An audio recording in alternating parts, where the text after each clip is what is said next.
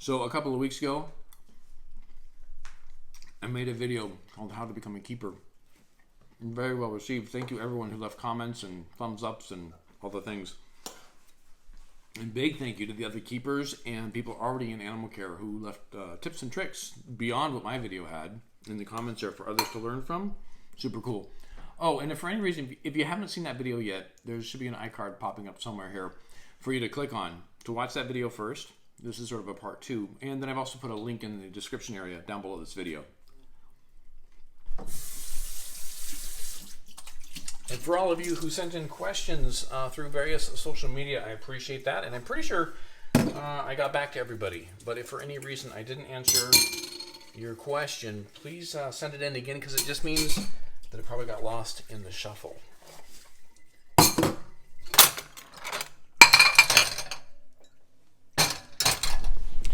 But I have a confession to make. You see, the original video seemed like it was running too long, so I cut out a 2-minute section that I didn't think anybody would really miss. However, a lot of the comments and questions and messages I got after that video kind of showed that that information was needed, because I found myself answering questions that section would have answered for me. So what does that mean? Well, it means I'm here to make the sequel for How to Become a Keeper, or, if you will, How to Become a Keeper Part 2. But I also plan on hiking this little mountain today, so it's going to be one of those, walking and talking things, I guess.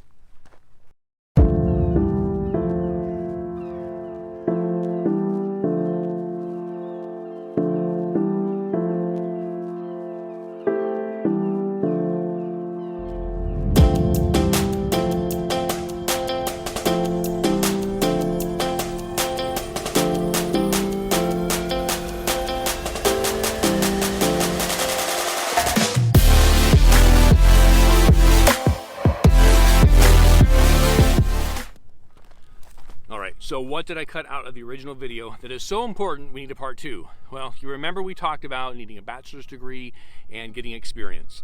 So what happens after you check those 2 boxes? Here, bring it in. You become a full-time job seeker, and the odds of you getting the very first job you apply for are not in your favor. I'm sorry, but it's true.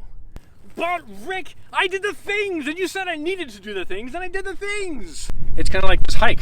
I want to be at the top of the mountain, but I don't just get to show up there without putting in the time and effort of walking from way down there to way up there.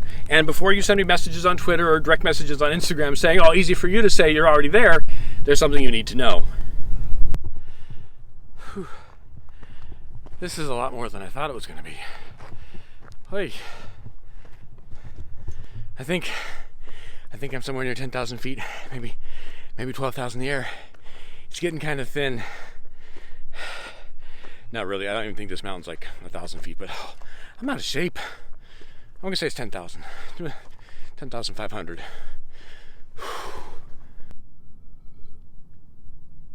What I'm getting at is be patient. There are a lot of people out there just like you that are qualified for these jobs. There's not that many jobs. And some people applying for the same job you are have more experience. And it's not a strike against you. It's just the reality of the situation. So be patient. Keep applying. The other part, be tenacious. Professional, but tenacious. Keep at it. Keep calling. Keep checking the job board. Keep applying. Just because 1, 2, or 3, or 4 times you don't get in doesn't mean you weren't qualified. It just means 2, 3, or 4 more people ahead of you were more qualified.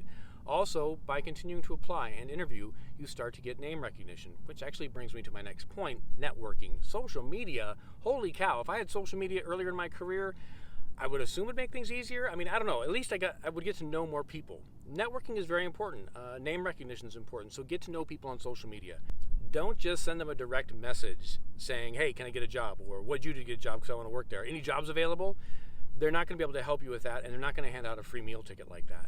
But you can ask them how they got in. What are the requirements? What it's like for the last few people who got in. What were they like? What were their requirements to get that job? And you can have a better idea how to set yourself up to succeed. I completely understand the situation's frustrating.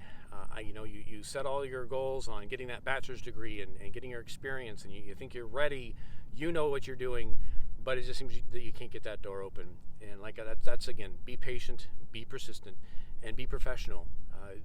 That will take you so far in any realm, in any industry.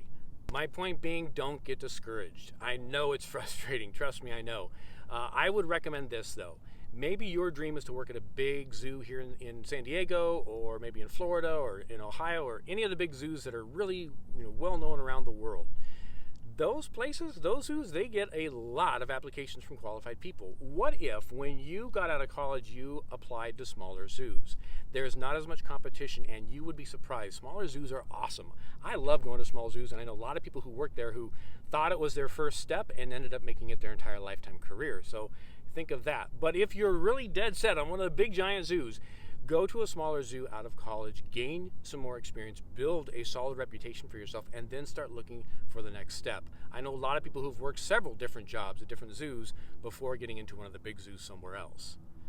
Put simply, be patient, be persistent, and be professional, and keep working towards that goal. And I made my goal. I'm at the top of the mountain now, and I got to head back down. So let's get going. I need to focus on this hike down right here, so I'm going to pack up my camera and gear right now and focus on that. But I did want to do my out real quick. If you have any other questions, leave them in the comments below. Please, if you thought this was interesting and want to keep up with what's going on, day in the lives, animal videos, etc., go ahead and subscribe to this channel. I'm trying to do weekly uploads as best I can. You can also find me on Twitter, Facebook, Instagram at Zookeeper Rick. I'm always available there. If you have a question, feel free to shoot it to me there. If you don't want to leave a comment here, that's fine. And first one, How to Become a Keeper Part 1, should be right about here, and if not, it's linked down below in the description. You can watch all that and get that information there. All right, everybody, work hard, work smart, and be awesome. Have a good one.